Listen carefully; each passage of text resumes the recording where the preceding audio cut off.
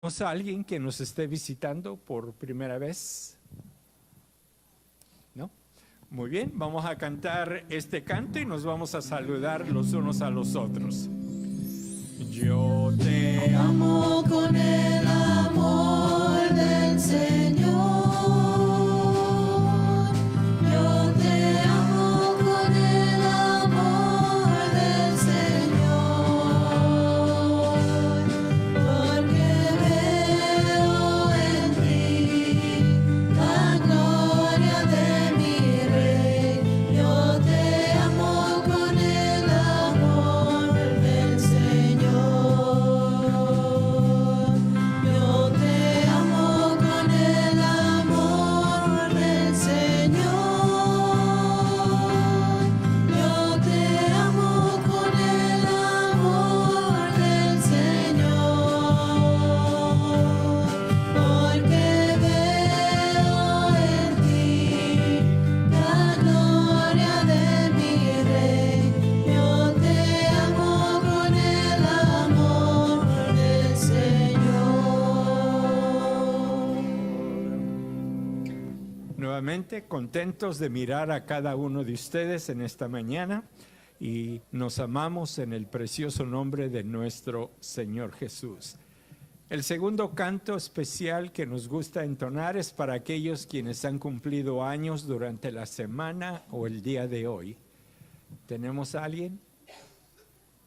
¿No? Muy bien. Entonces vamos a comenzar alabando el precioso nombre de nuestro Señor Jesús con este hermoso canto. Voy a cantar a mi Señor y mientras lo hacemos, los hermanos de la ofrenda pasarán.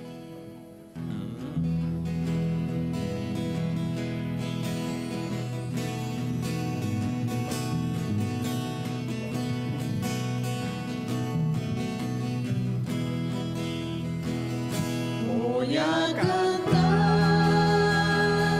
a mi Señor, voy a gritar porque Él me amó, me alabaré, Él es mi Dios, no lo puedo olvidar y mi vida será para siempre cantar.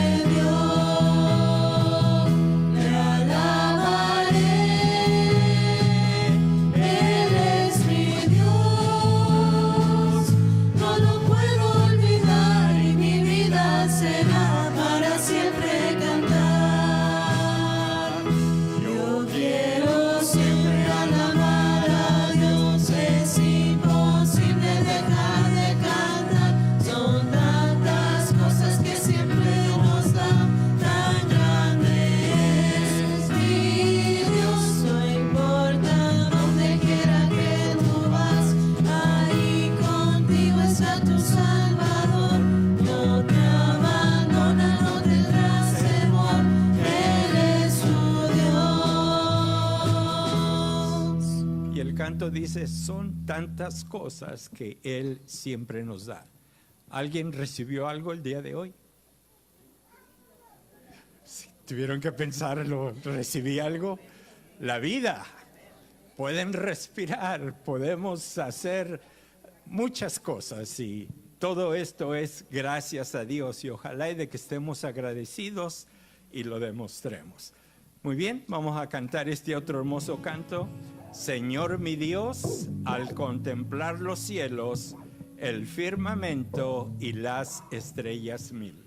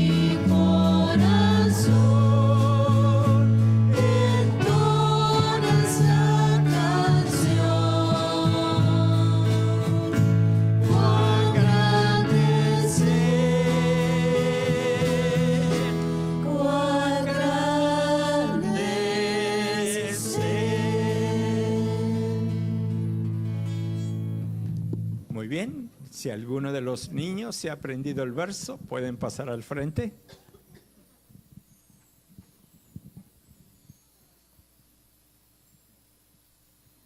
Adelante.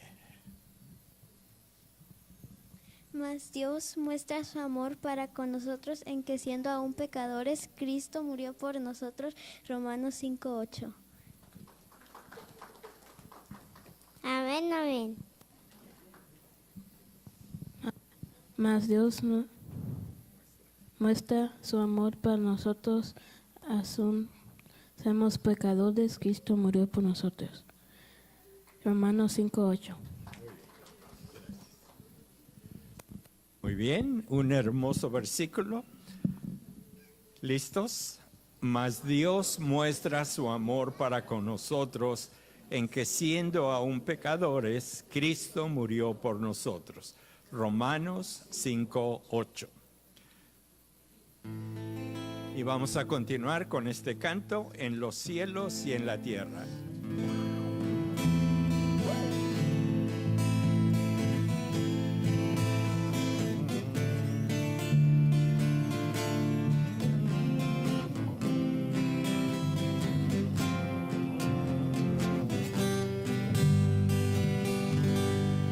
En los cielos y en la tierra, en los ríos y en el mar, más allá de las estrellas, tú Jesús conmigo estás. En los meses y en los años, en las noches y en los días, entre mi sueño y mi almohada, tú Jesús conmigo estás. Siempre tú conmigo estás, a mi lado y a lo lejos. Siempre tú conmigo estás, para darme un buen consejo. Siempre tú conmigo estás, entre mi sangre y mis venas. Siempre tú conmigo estás, para consolar mis penas. En la paz y en la guerra, en prisión y libertad, en el aire que respiro, tú Jesús conmigo estás. En la risa y en el llanto, donde nace el corazón, en el centro de mi canto, tú Jesús conmigo estás. Siempre tú conmigo estás, a mi lado y a lo lejos. Siempre tú conmigo estás, para darme un buen consejo. Siempre tú conmigo estás, entre mi sangre y mis venas. Siempre tú conmigo estás, para consolar mis penas.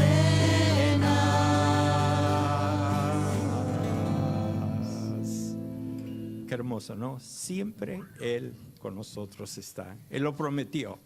Y lo que Él promete, Él lo cumple. Y vamos a terminar con este hermoso himno, Oh profundo amor de Cristo. Y mientras cantamos la última estrofa, los alumnos de la escuela dominical pueden pasar a sus clases.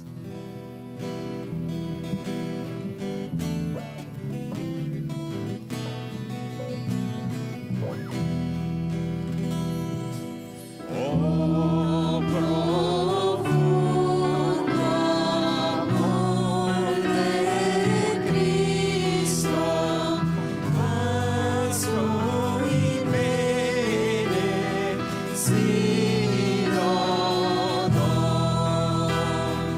don.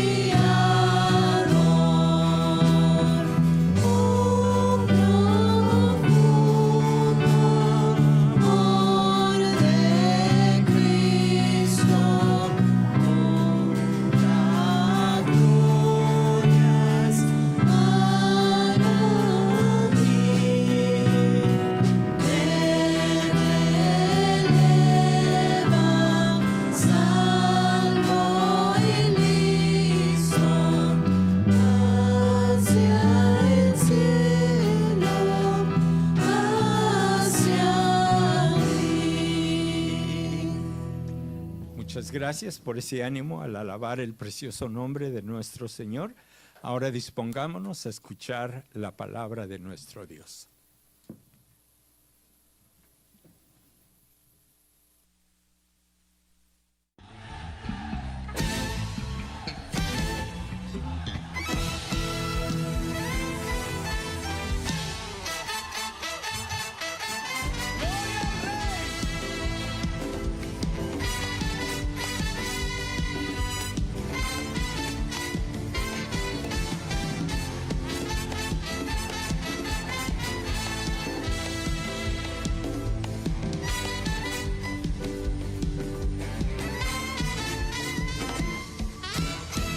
Reconocerán que Jesús es Dios, toda lengua lo confesará.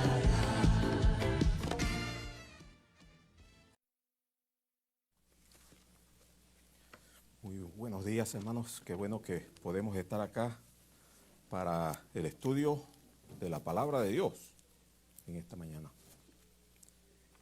Y vamos a proseguir con este tema tan maravilloso, pues, de las fiestas solemnes de Jehová. El mundo las llama la fiesta de los judíos, pero en verdad Dios mismo la llama la fiesta solemne de Jehová. Y seguimos, pues, con este estudio, las 7 fiestas solemnes que las tenemos aquí en esta lista. Pero no estamos en verdad viendo las fiestas solemnes en sí, por el detalle de ellas, sino más bien, como saben, pues estamos viendo el significado histórico, ¿no? y el verdadero, vamos a decir así, si se puede mencionar, en el plan que tiene que ver, pues, con el plan de Dios de salvación.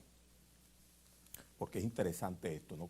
Ahí es donde uno ve que la palabra de Dios no solamente es histórica, que está escrito ahí, escribieron algunos lo que Dios les dijo y ya.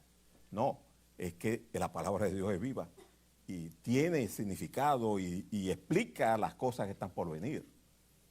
En aquel tiempo, cuando Dios le dio, pues, la palabra a Moisés, él escribió, y para aquel entonces todas las 7 tenían que ver con acontecimientos que todavía no habían ocurrido, ¿no? Y de eso es que hemos estado hablando, ¿no? Su significado no allí mismo, sino en el tiempo, el plan de Dios. Pero vamos a orar antes de comenzar.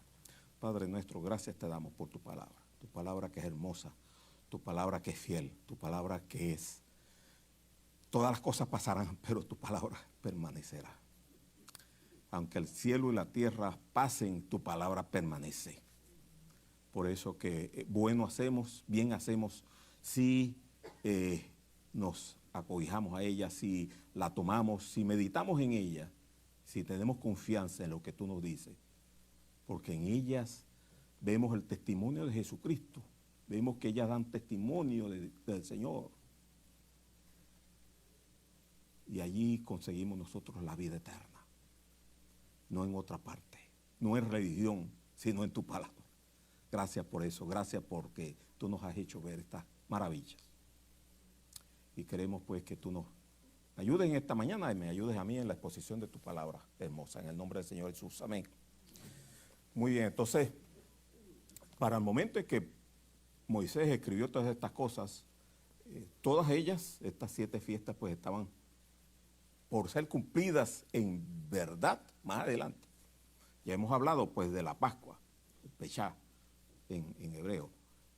Se iba a cumplir, ellos estaban ahí realizándola. De hecho, ya habían salido de Egipto por ese acto maravilloso, ¿no? que hizo el Señor de juzgar al pueblo de Israel con esa 10ª de las plagas, la muerte de los primogénitos. Pero no pasó nada a los israelitas. ¿Por qué? Por la Pascua, porque sacrificaron el cordero pascual y aplicaron la sangre en la puerta de sus casas. Y cuando pasaba el heridor, no hubo muerte en la casa de Israel, porque vio la sangre, estaba la sangre aplicada. Mientras que donde no había aplicada la sangre, hubo muerte. No hubo casa de los egipcios donde no hubo un muerto, porque siempre hubo un primogénito allí. Pero decíamos pues que la Pascua verdadera fue ¿cuál? La muerte de Jesucristo en la cruz. Allí fue donde se cumplió la Pascua de Jehová. Allí ¿por qué? Porque él era el Cordero de Dios que estaba siendo sacrificado. Y justo cuando, el día de la Pascua, ¿no? Estaba sacrificado él siendo el Cordero de la Pascua, el día de la Pascua. Y por supuesto explicamos la otra vez, la primera vez, pues cuando estuvimos aquí con esta primera fiesta, que estaban todos apurados, los judíos, por su religión. ¿Por qué? Porque rayaba ya el día de reposo, el día el primer día de los panes sin levadura. Y querían pues que no quedaran ya nadie en la cruz. Y fueron y le dijeron a Pilato, mira, ya si no han muerto, bájalos de ahí, parte de las piernas. Y así hicieron. Fueron al primer ladrón que estaba allí, le rompió la pierna, al segundo también, y cuando fueron a Jesús el Señor ya había muerto. Pero el soldado pues traspasó su corazón, ¿no? Su costado.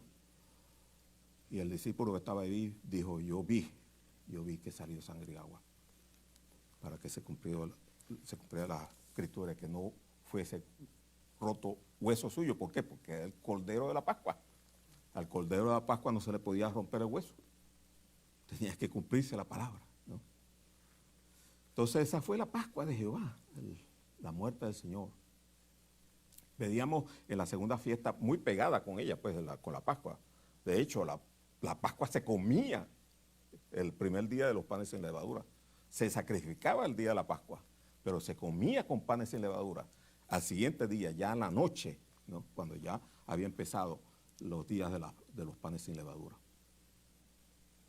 Porque sabemos que los días de los judíos comienzan a las 6 de la tarde, ¿no? Por mandato mismo de Dios. A las 6 de la tarde comienza ya el siguiente día. Por eso que el Señor tenía que ser bajado de la cruz antes de las 6 de la tarde. Bien, los panes sin levadura, la otra vez explicábamos, pues no voy a ir a ahondar sobre ello porque ya lo dijimos la otra vez, y quien quiera escuchar más detalles puede ir a los videos y escucharlo ahí, verlo ahí. Pero los panes sin levadura nos explican pues lo relativo a la sepultura del Señor, ¿no? Interesante eso. La sepultura del Señor. El Señor tuvo 3 días y 3 noches en el sepulcro. La religión, ¿qué dice? La religión dice que estuvo el viernes y el sábado, y pues no haya cómo explicar, ¿no?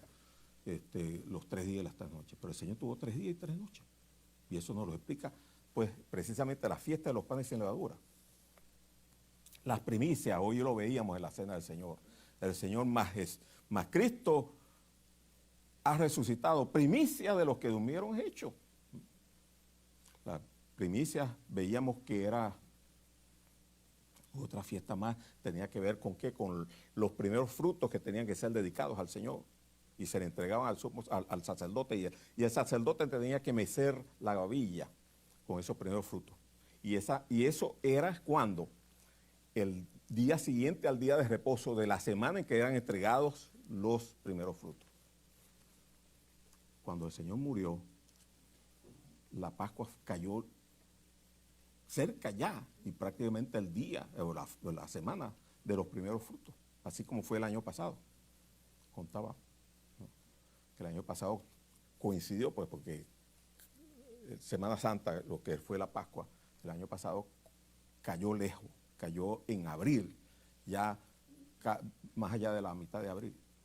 Entonces ya estaban dándose los primeros frutos. Cuando el Señor resucita, sacerdotes estaban meciendo, ¿no? Siguiendo la religión, el orden religioso, estaban meciendo sin darse cuenta, ¿no? Que ese día estaba resucitando el Señor como primicia de los que durmieron, ¿no? Y él estaba ya siguiendo simplemente ritos religiosos, meciendo los primeros frutos, ¿no? Y verdaderamente las primicias, los primeros frutos, la fiesta de los primeros frutos nos habla es de la resurrección de Cristo. Él como primicia de los que durmieron. Como decía, pues, lo que vimos hoy en la cena del Señor. Si está interesado en la cena del Señor, en las cosas que meditamos en la cena del Señor, venga a la cena del Señor. Si no está bautizado, no importa, venga y escuche y vea, ¿no? Y anime a su alma, ¿no? A creer en Cristo y a ser bautizado para participar, entonces, ser miembro de la iglesia y así adorar, ¿no? Al Señor, en verdad. Porque Dios quiere que tales adoradores le adoren en espíritu y en verdad. Bien, después tenemos la cuarta de las fiestas de la semana, también la hemos visto, ya pasamos por ahí. Las fiestas de la semana, el Pentecostés, ¿no? En hebreo, Shavuot, ¿no? Se escucha la palabra, si le suena Shavuot, ¿no? El Pentecostés, la fiesta de las semanas. Y se llama la fiesta de la semana porque se cuentan 7 semanas desde el día en que el sumo sacerdote Mesías, ¿no?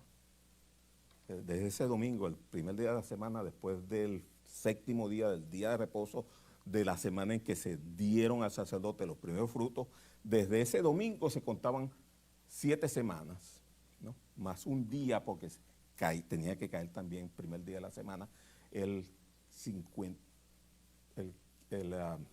día 50, pues después de el sacerdote ofrecer la ofrenda mecida de los primeros frutos. Se contaban 50 días y por eso se habla del Pentecostés, ¿no? En griego, el Pentecostés, pero en hebreo Shavuot, ¿no? Y sabemos que el día de Pentecostés nos habla de qué, nos habla de la venida del Espíritu Santo, ¿no? El día del Espíritu Santo en que la iglesia fue fundada por Dios. Ahí estaban reunidos aquel día los apóstoles y los discípulos del Señor, como 120, y sobre ellos, en ese aposento donde estaban reunidos, sobre ellos vino el Espíritu Santo, con gran señal.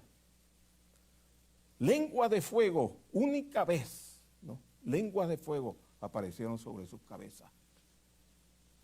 El fuego del Espíritu Santo, la señal inequívoca, ¿no? Que una sola vez apareció.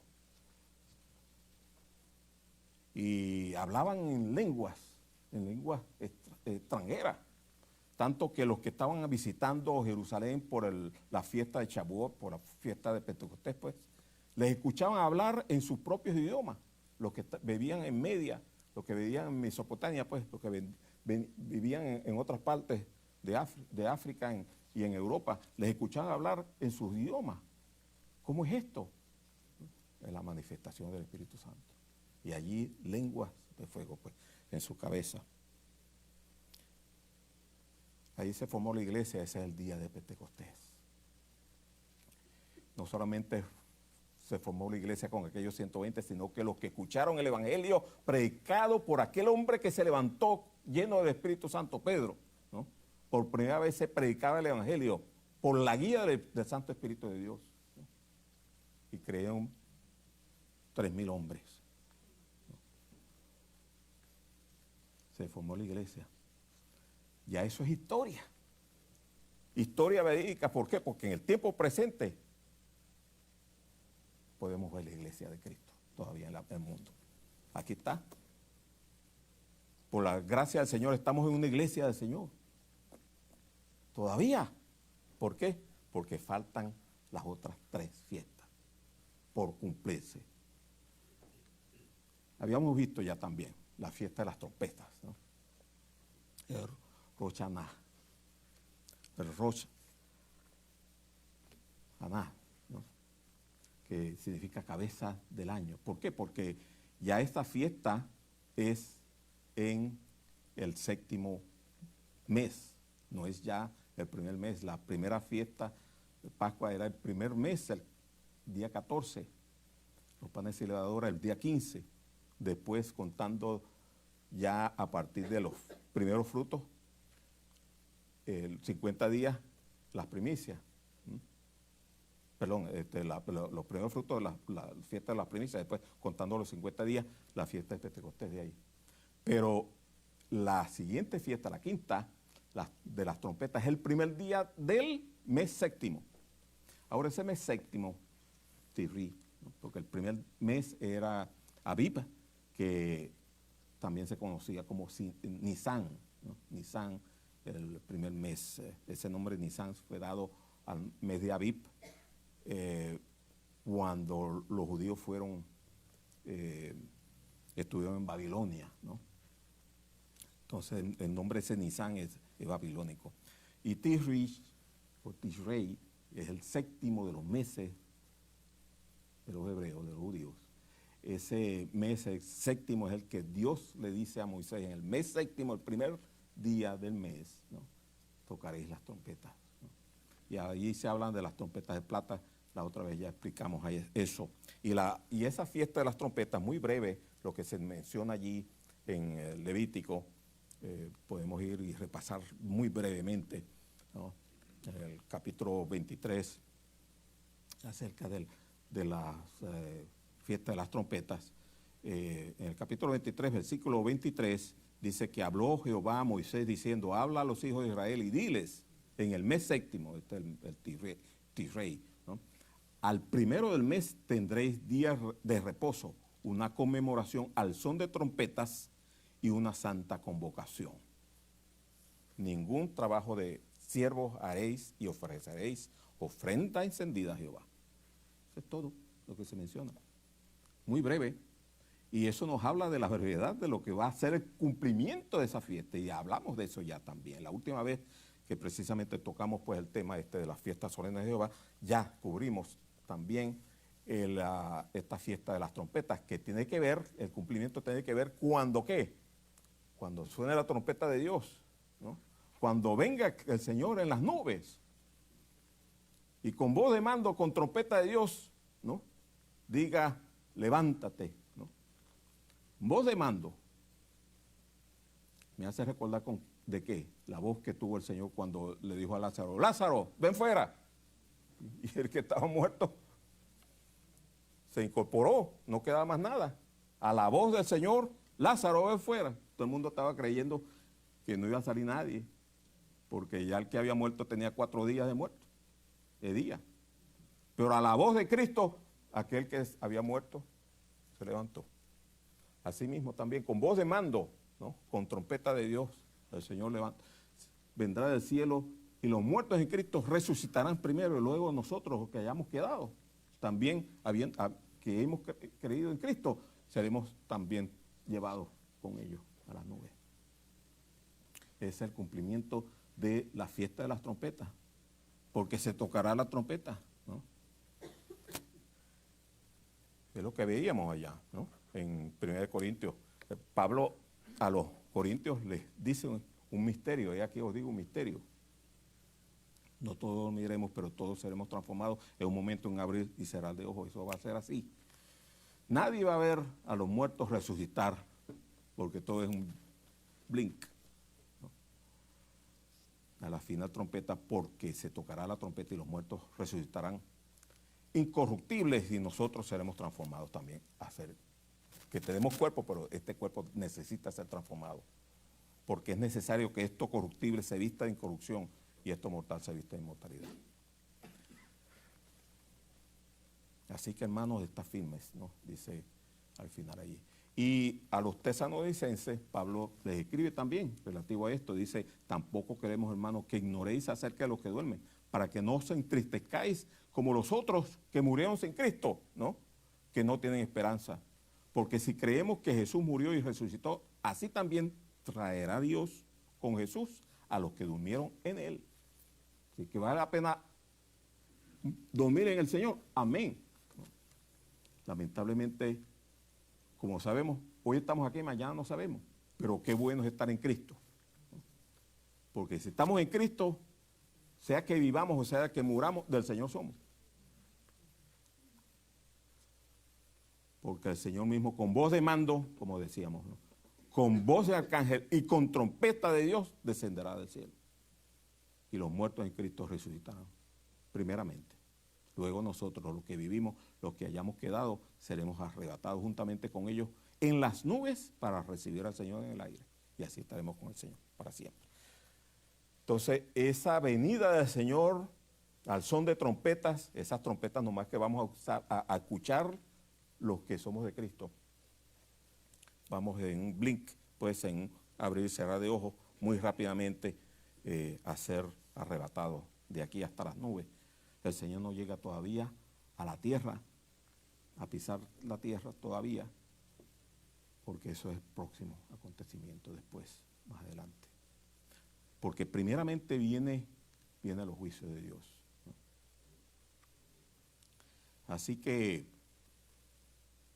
después del Rosh Hashanah, ¿no?, de este primer acontecimiento de ese séptimo de los meses, el mes sabático, ¿no?, el mes séptimo, ese mes donde el Señor le dijo el primer día del mes, pues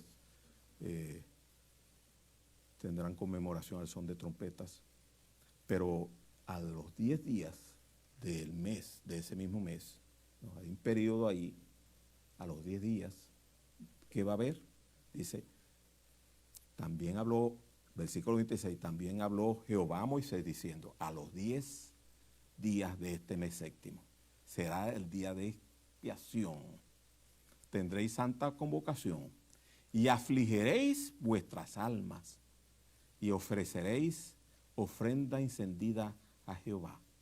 Ningún trabajo haréis en este día, porque es día de expiación para reconciliaros delante de Jehová vuestro Dios. Porque toda persona que no se afligiere en este mismo día será cortada de su pueblo. Y cualquier persona que hiciere trabajo alguno en este día, yo destruiré a tal persona de entre su pueblo. Ningún trabajo haréis. Estatuto perpetuo es por vuestras generaciones en donde quiera que habitéis. Dios, día de reposo, será a vosotros y afligiréis vuestras almas, comenzando a los 9 días, o sea, el día 9 del mes, en la tarde, a las 6 de la tarde. De tarde a tarde, hasta las 6 de la tarde del día 10, guardaréis vuestro reposo. Y ese es un día que hoy día, pues, es muy solemne para los judíos. Después, entonces, del Rosh Hashanah, del día 1 del mes séptimo, el día 10, ¿no?, el día de la aflicción, el día de la expiación, es el Yom Kippur, lo que se conoce hoy día como Yom Kippur, ¿no?, el Yom Kippur. Yom Kippur, que es un día solemne, aquí mismo lo vemos como el Señor insiste, ¿no?, en el día de reposo, ¿no?, y es un día de aflicción, un día en que los judíos no tienen ningún placer. Se prohíbe inclusive tocar a la mujer, a su esposa. No se puede besar. No se puede dormir ni en la misma cama,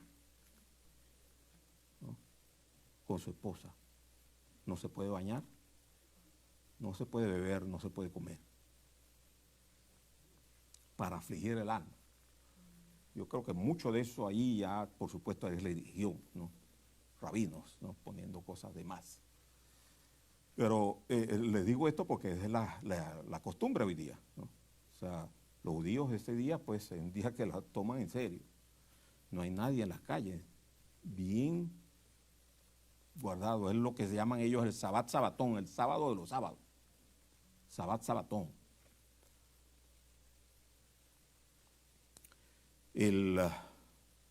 Precisamente un día, ese nombre de Yom Kippur se hizo muy popular un día, 1973.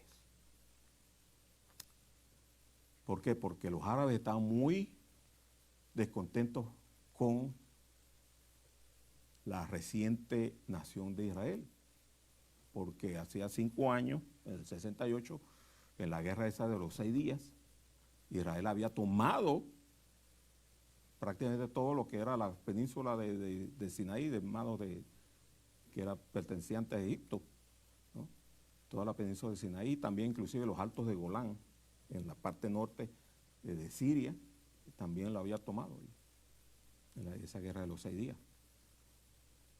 Por lo tanto, Egipto y Siria estaban muy enfadados por eso. Entonces, en 1973, el 6 de octubre, ¿no?, era el Yom Kippur hebreo. Y Anwar el Sadat, ¿no?, el presidente de Egipto, dio orden para atacar sorpresivamente ¿a quién? A Israel ese día, ¿no? Y por eso que esa guerra se llamó la guerra de Yom Kippur, ¿no? Yo estaba muchachito, yo estaba en 6º grado, pero yo sí me acuerdo de los nombres porque mi papá escuchaba mucho, veía mucho las noticias por la televisión y me acuerdo los nombres, ¿no? Anwar el Sadat, ¿no? Y la primera ministra, que era una primer ministro, en Israel, Golda Meir, ¿no? En ese entonces, ¿no? Y una alianza tremenda de todos los árabes contra Israel. Y ya después, el 25 de diciembre, de octubre, pues terminó esa guerra, interviniendo ahí las Naciones Unidas, y se llegó pues a un acuerdo de paz allí, a un cese el fuego, pues. Y increíble, pero Dios, ¿no?, ayudó a Israel, porque cuando se cesa el fuego, prácticamente Israel, lejos de haber perdido las tierras, más bien aumentó, ¿no?, aún más las tierras en su poder. Solamente una pequeña franja recuperó Egipto. Pero, y vayan viendo que Anwar el-Sadat después, en el 80, pues, él llega a un acuerdo de paz, ¿no?, con Israel. Y cuando eso ya el primer ministro de Israel era Menahem Begin, ¿no?, y estrechó manos con Anwar el-Sadat, estrechó manos con Menahem Begin, y por eso le dieron Premio Nobel de la Paz, ¿no?, en 1980 a estos tres, y ahí juntamente también con Jimmy Carter, que era el presidente de Estados Unidos en ese tiempo, 80. Pero como son las cosas, este hombre que había declarado la guerra, pues, o sorpresivamente la orden de atacar a Israel el 6 de octubre de 1973, moría asesinado, ¿no? Anwar el-Sadat moría asesinado, ¿cuándo? El 6 de octubre, el mismo día de 1981. ¿Por quiénes? Por aquellos yihadistas musulmanes de Egipto, ¿no? El grupo yihadista musulmán de Egipto lo asesinó. ¿Por qué? Porque no les gustaba a ellos que su presidente hiciera pacto de paz con Israel. Pero así son las cosas, ¿no? Es interesante ver cómo Dios, ¿no? Tú heriste a mi pueblo el 6 de octubre del 73, pues ya estaba escrito, ya Dios sabía que ese hombre iba a morir el 6 de octubre también del 81. Cosas interesantes, que son historia para nosotros hoy día. Pero ahí tenemos entonces el Yom Kippur, la guerra de Yom Kippur. No, solamente la menciono para decir pues que hizo famoso o hizo muy popular el nombre de Yom Kippur a nivel internacional, por eso que ocurrió. Pero Yom Kippur pues es ese día de la aflicción, el día de la expiación. Ahora, el día de la expiación nosotros pues conocemos como el Señor en el capítulo 16 de Levítico le dice a Moisés, hey, porque ¿qué había pasado antes de esto? Había pasado de que los hijos de el sumo sacerdote, Aarón, habían ofrecido fuego extraño, ¿no? Habían hecho las cosas a su manera. Oye, nosotros somos hijos del sumo sacerdote, somos los hijos mayores de Aarón, ¿no? Vamos a este chiquitico ahí, Eleazar, déjalo ahí, vamos nosotros, ¿no? Y tomaron las cosas deportivamente y entraron delante de la presencia del Señor, haciendo las cosas a su manera. Y ahí en la presencia del Señor Dios los mató, porque las cosas no son a la manera del hombre, sino a la manera de Dios. Y murieron los hijos del sumo sacerdote, supuestamente los futuros sumos sacerdotes. Murieron los hijos de Aarón, y entonces por eso el Señor aquí le dice en el capítulo 16 de Levítico, habló Jehová a Moisés después de la muerte de los dos hijos de Aarón, cuando se acercaron delante de Jehová y murieron.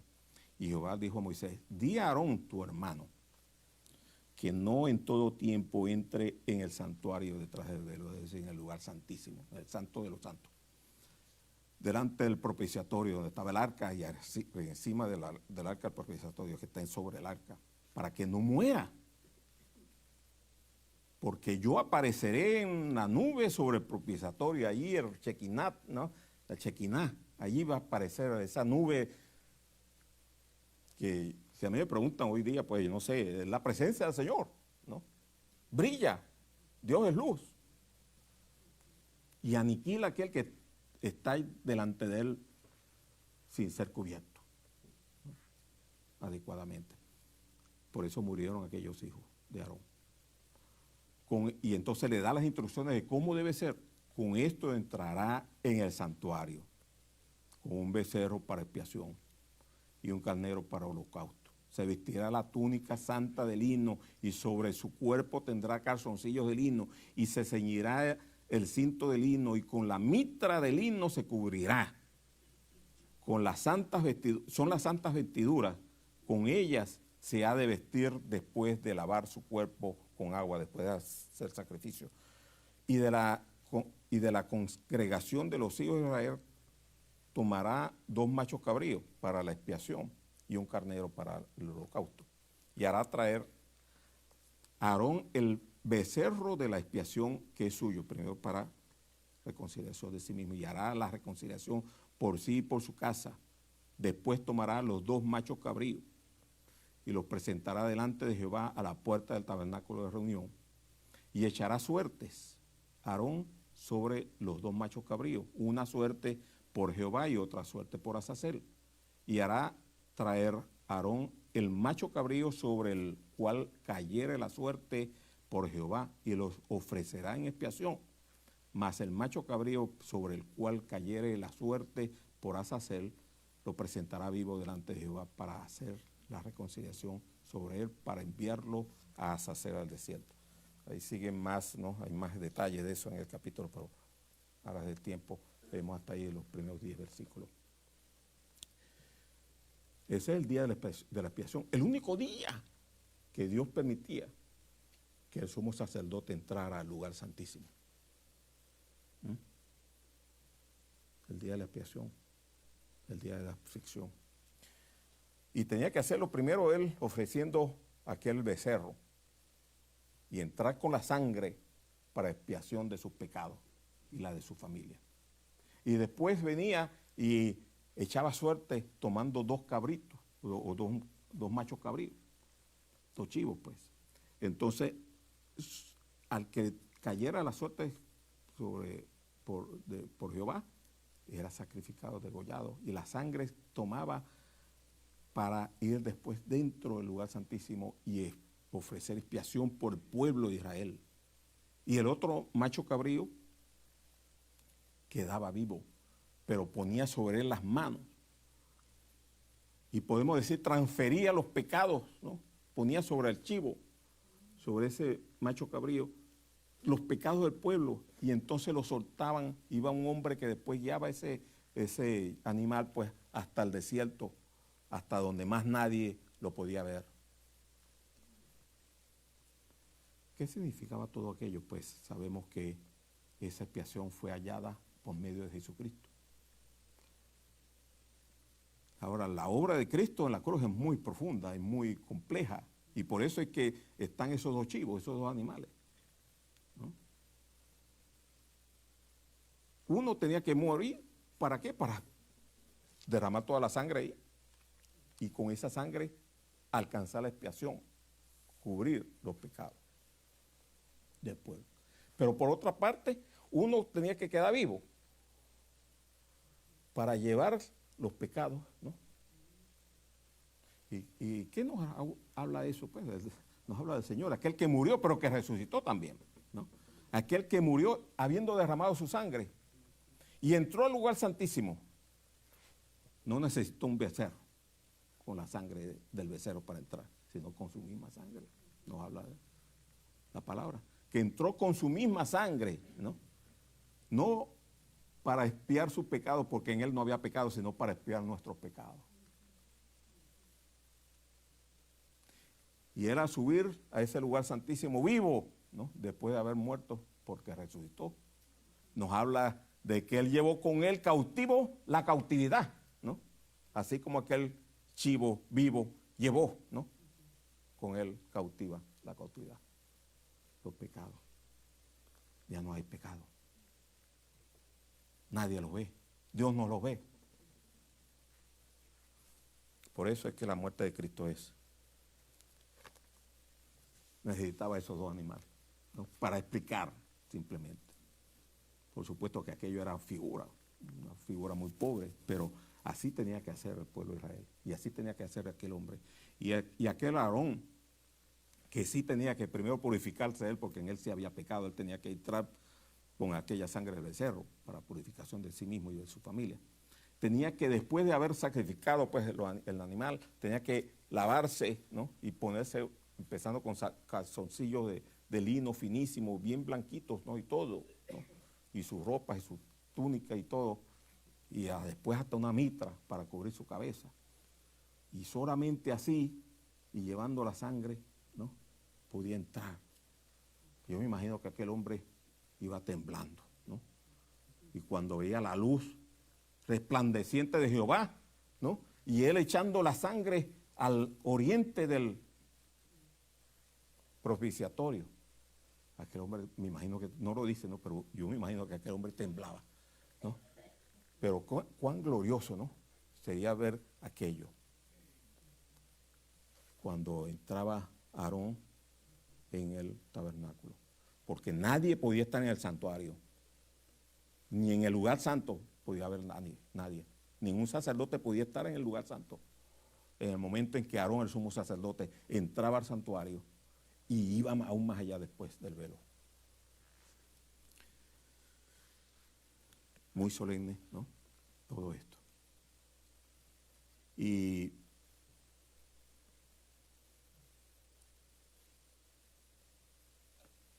pienso también en lo que implicaba todo esto también, ¿no? En que no era solamente la expiación, era el sentirse uno afligido al contemplar que uno ha pecado y otro va a morir por mí o otro va a llevar mi pecado, ¿no? En ese sentido es que el Señor decía, tenía que afligir vuestras almas.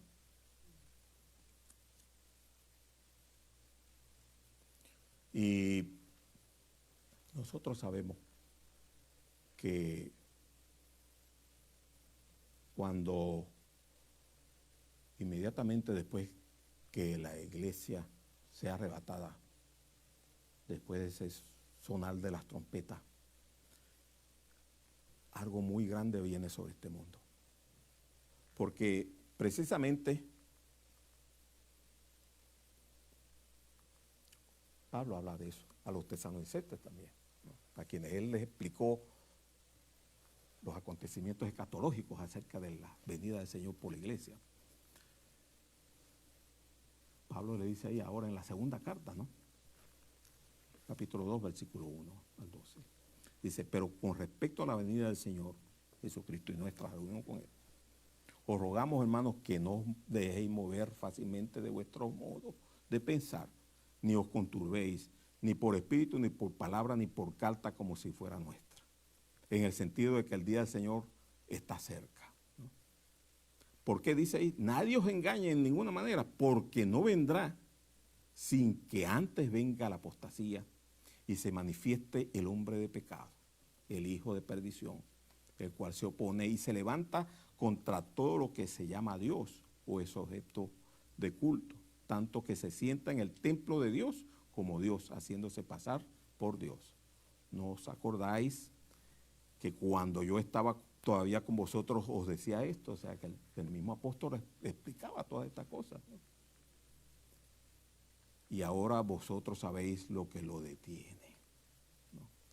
No vendrá todavía hasta que se ha quitado en medio lo que lo detiene. Y dice, y ahora vosotros sabéis lo que lo detiene, a fin de que a su debido tiempo se manifieste el hombre de pecado, el anticristo, pues. Porque ya está en acción el misterio de la iniquidad. Solo que hay quien al presente lo detiene hasta que él a su vez se ha quitado. O sea, todavía en el tiempo presente, ¿no?, está lo que detiene la manifestación del hombre de pecado.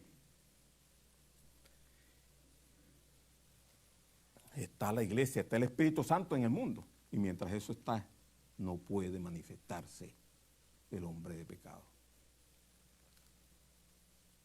Por eso dice ahí y sigue, y entonces se manifestará aquel inicuo después que se ha quitado, ¿no? a quien el Señor matará con el espíritu de su boca y destruirá con el resplandor de su venida.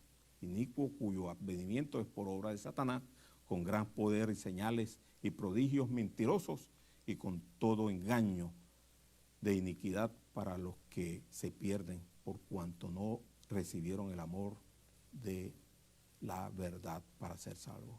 Y aquí hay una gran advertencia, porque muchos esperan que la iglesia se vaya, que venga Cristo para ver si es verdad, y entonces ahí yo voy a creer en Cristo. Muchos están esperando eso. No, amigos, si usted no ha recibido a Cristo todavía, recíbalo. Porque cuando ya venga Cristo por la iglesia va a ser muy tarde. ¿Por qué? Ahí mismo está, porque por esto Dios les envía un poder engañoso, o permite pues un poder engañoso, para que creen la mentira, a fin de que sean condenados todos los que no creyeron a la verdad, sino que se complacieron en la injusticia. Entonces esa es la manifestación del anticristo, y sabemos que cuando eso ocurra va a haber, estamos hablando ya de la gran tribulación, ¿no? Momentos terribles. Sabemos que es la semana 70 de Daniel, ¿no? Y cuando eso comienza, pues va a haber cosas terribles. Y ahí todavía hay. Israel, en un principio, cuando ve aquel hombre de pecado, pues seguramente va a ser un gran pacto de paz, porque sabemos que tiene que establecerse, reconstruirse el templo para esto, para que se manifieste pues la abominación desoladora en el templo del Señor, en el lugar santísimo. Y para eso hace falta la reconstrucción del templo, y donde va a reconstruirse el templo actualmente pues está una mezquita. De modo que tiene que haber un gran pacto entre los árabes y los judíos para que eso se lleve a cabo, y probablemente pues este hombre, mostrando poderes increíbles, ¿no?, lo va a lograr. Y entonces, pero ¿qué pasa? Que cuando se restablezcan el sacrificio, una vez que se reconstruya, pues se reedifique el templo, sabemos que este hombre va a sentarse, ¿no? Va a querer ser llamado como Dios, ¿no? Y va a hacer cesar de nuevo el sacrificio, y va a introducir en el lugar santísimo la abominación. Y entonces ahí, en verdad, eso va a ser ya en los últimos 3 años y medio de esos 7 años de la tribulación. Esos son los días más dolorosos para Israel. Y ahí es donde Israel va a creer en Cristo Jesús. Ahí es donde se van a dar cuenta a quién ellos habían desechado, ¿no? Y por eso es que van a llorar, van a afligirse, ¿no?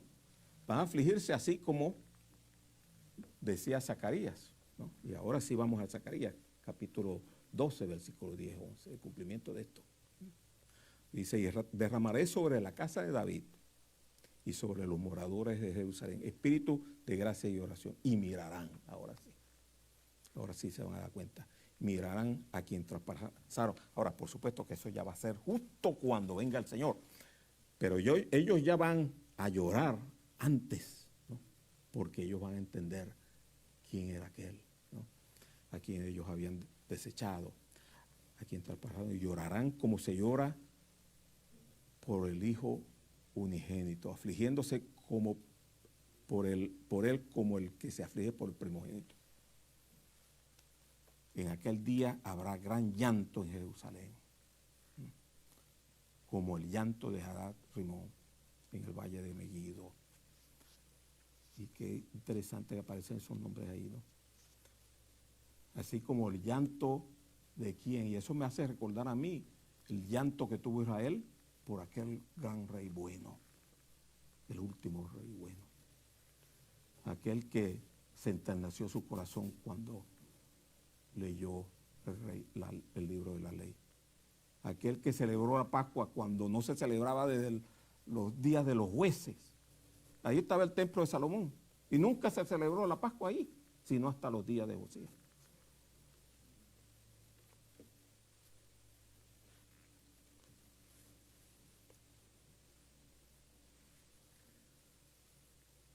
Porque sabemos que él fue y precisamente salió a pelear contra Egipto, contra el faraón de Egipto, que lo consiguió allí en Megiddo, ¿no? En Armagedón. En Armagedón, el nombre griego, ¿no? De Megiddo. Y allí murió. Ahí dice, entonces, en 2 Corintios, no leemos todo por cuestión de tiempo, pero ustedes pueden leer 2 Corintios capítulo 35, también el 23 de Segundo de Reyes. Pero en 2 de Crónicas, yo dije Corintios, en 2 de Crónicas,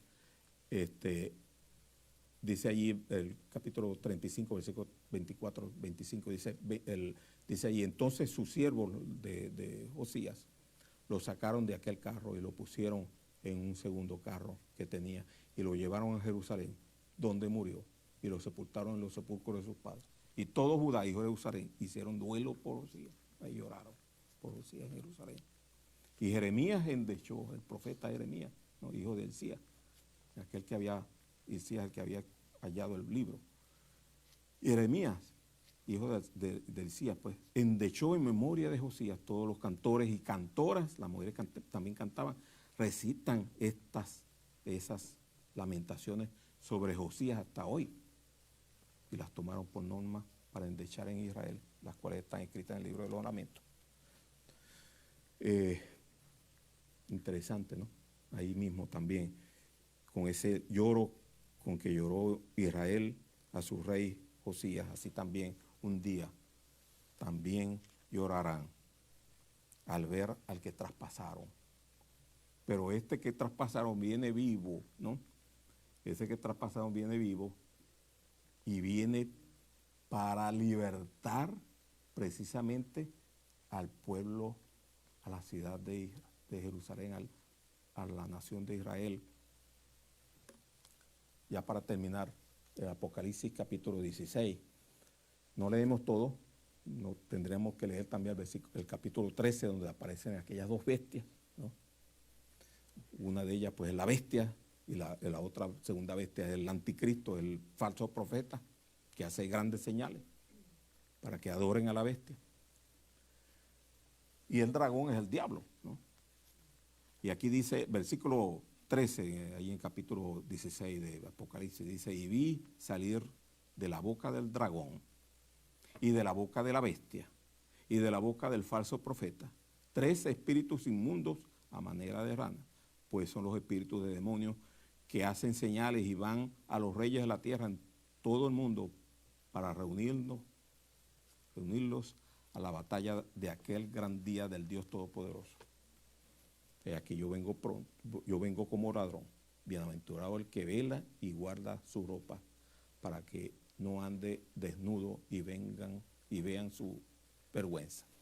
Y los reunió en el lugar que en hebreo se llama Armagedón. El mismo pues nombre también de Megiddo. En esa misma región, ¿no? Allí va a ser reunido todo el mundo para guerrear, ¿no? Ahí el falso profeta y la bestia va a reunir a todo el mundo para guerrear contra Israel. Cuando de repente va a venir el Señor allí a la tierra. Y ahí termina la guerra de Armagedón. Y el Señor le da la victoria a Israel. Para comenzar con el reino milenial. Todo está muy pegado, ¿no? Ahí comienza el milenio, ahí comienza entonces la próxima fiesta que vamos a ver luego. Pero es interesante, hermano, considerar todas estas cosas, ¿no? Como el plan del Señor está ahí, ¿no? Mostrado. Y nosotros tenemos que estar claro viendo las cosas, De pronto, lo más que está a las puertas ahorita es la venida del Señor. Fiesta de las trompetas, ¿no? Después vendrá el Yom Kippur. Después vendrá la aflicción. Y después finalmente viene el tiempo de los tabernáculos, que de eso vamos a hablar después. Muy bien, vamos a orar. Padre nuestro, gracias te damos por tu palabra, sencilla pero a la vez solemne.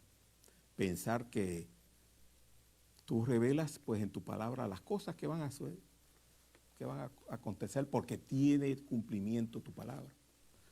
No sabemos exactamente las fechas, pero sabemos que están pronto a cumplirse. Pronto el Señor viene por su iglesia. Pronto dejaremos ya de estar en este mundo para estar para siempre con el Señor. Pero permite que la palabra que hoy se predica, el Evangelio de Jesucristo, sea recibido. Puedan los que la escuchen recibir a Cristo en su corazón, en su vida, como Salvador, como aquel que murió, que derramó su sangre para expiación y que resucitó para nuestra justificación. Permite pues que así sea y que al salir de acá pues tú nos lleves a nuestros hogares con tu paz y tu bendición. Recibe pues la gracia por todo en el nombre del Señor Jesucristo. Amén. Muchas gracias.